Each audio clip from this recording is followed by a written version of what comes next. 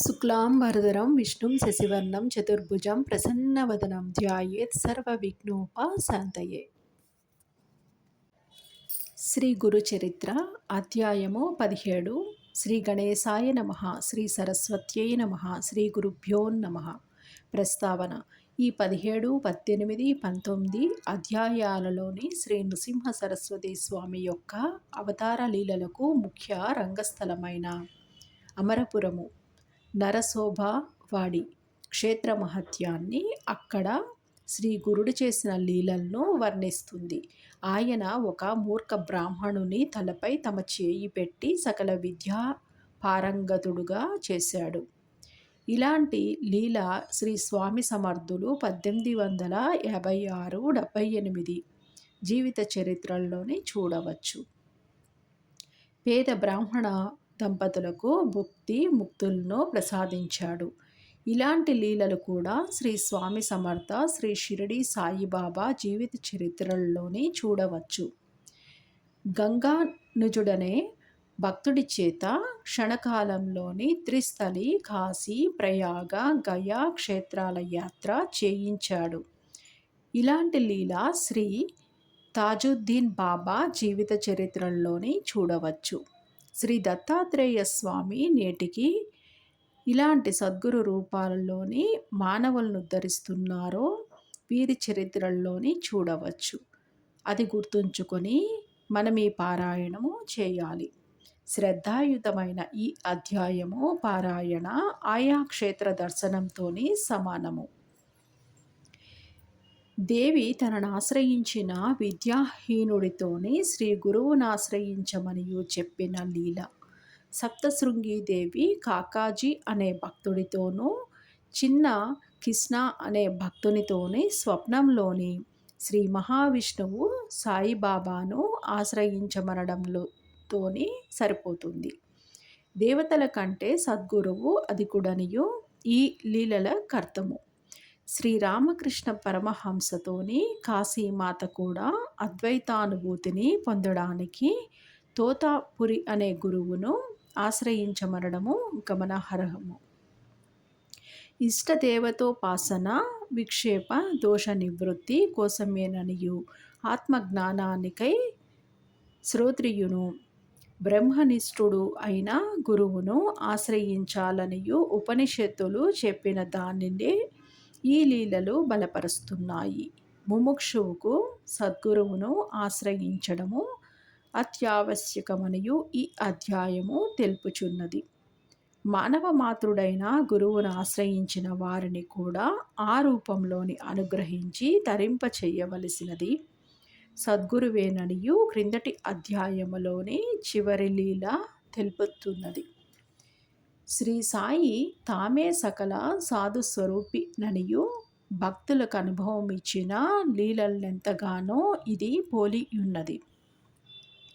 కనుకనే శ్రీ గురుడు స్వయంగా పురాణోక్తమైన గురుసేవా వృత్తాంతాలను క్రిందటి అధ్యాయంలోని చెప్పాడు.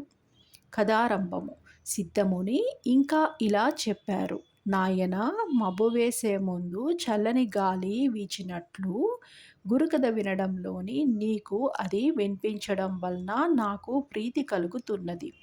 శ్రీ గురుని భక్తుల పాలిట కామధేనువు, కల్పవృక్షము అయిన ఈ గురు చరిత్ర చెబుతాను విను.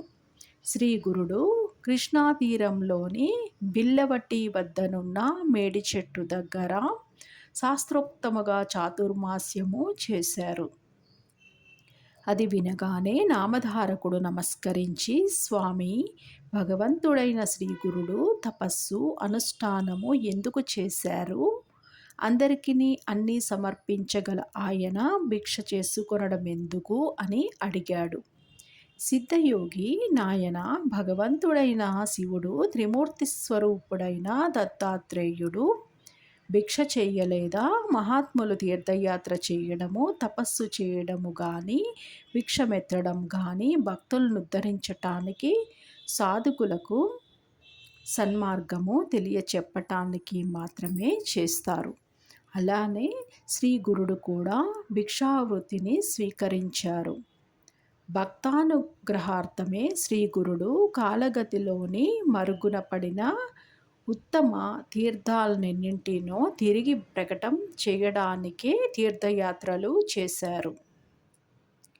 కేవలము లౌకిక సుఖాలను మాత్రమే ఆశించే మూర్ఖులు, స్వార్థపరులు తమను ఆశ్రయించకుండా చూచుకోవడానికి ఆయన కొంతకాలము గుప్తంగా ఉన్నారు.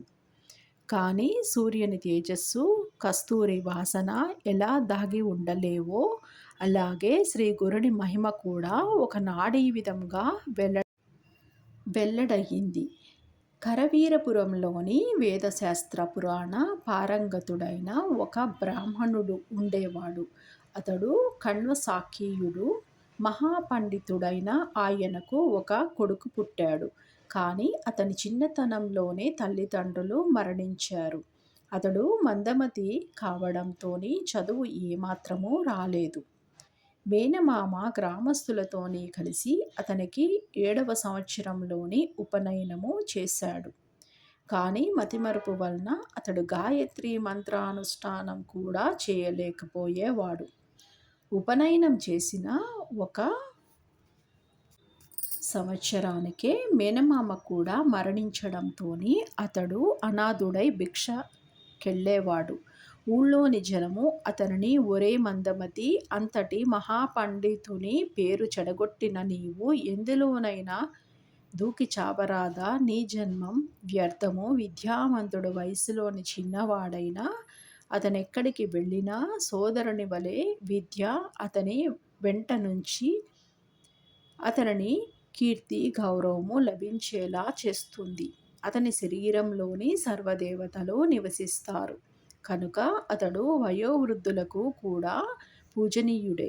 విద్య లేనివాడు వయసులోని పెద్దవాడైనా అతనినెవరునూ ఆదరించరు.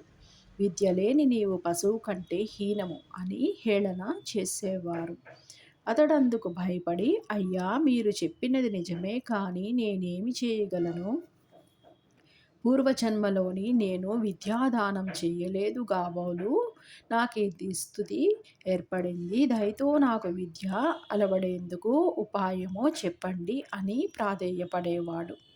అతనికి విద్య చెప్పి చెప్పి విసిగిపోయిన ఆ విప్రులు, నీకిక జన్మలో విద్య రాదు, నీవు భిక్ష చేసుకొని బ్రతకడానికి కూడా పనికిరావు, నీ వలన నీ వంశమే భ్రష్టమైంది అని నిందించేవారు. ఆ పిల్లవాడు తన దుస్థితికి నిస్పృహ చెంది ఇల్లు విడిచి బిల్లవటి చేరి కృష్ణానదికి తూర్పు దిక్కున ఉన్న భువనేశ్వరీ దేవిని దర్శించి అక్కడ ప్రాయోపవేశము ప్రారంభించాడు. అలా 3 రోజులు గడిచినా ఆ తల్లి దర్శనమియ్యక పోయేసరికి అతడు పట్టరాని కోపంతోని తన నాలుక కోసి దేవి పాదముల వద్ద పెట్టి, అమ్మా, నీవు కూడా నన్ను అనుగ్రహించకుంటే రేపు నా తల నరికి నీకు సమర్పించి నీ ఎదుటనే ప్రాణాలు విడుస్తాను అని చెప్పుకున్నాడు.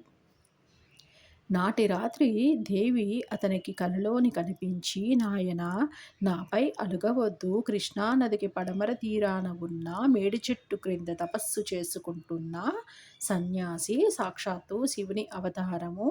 అపార శక్తిమంతుడు, నీ కోరిక తీర్చగలడు అని చెప్పింది. అతడు వెంటనే నిద్రలేచి బయలుదేరి శ్రీ గురుని దర్శించి సాష్టాంగ నమస్కారము చేశాడు. శ్రీ గురుడు ప్రసన్నుడై అతని శిరస్సు మీద తన చేయి ఉంచి ఆశీర్వదించారు.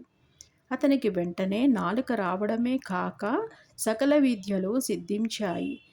కాకి మానస సరోవరం చేరి రాజహంసగా మారినట్లు పరశువేది స్పర్శతోని ఇనుము బంగారమైనట్లు శ్రీ గురుని హస్తస్పర్శ వలన ఆ విప్రకుమారుడు మహాజ్ఞాని అయ్యాడు.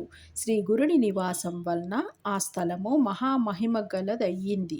శ్రీ దత్తాయ గురవే నమః. శ్రీ శ్రీపాద శ్రీవల్లభాయ నమః. శ్రీ నృసింహ సరస్వత్యై నమః. శ్రీ గురు చరిత్ర అధ్యాయము 17 సంపూర్ణము.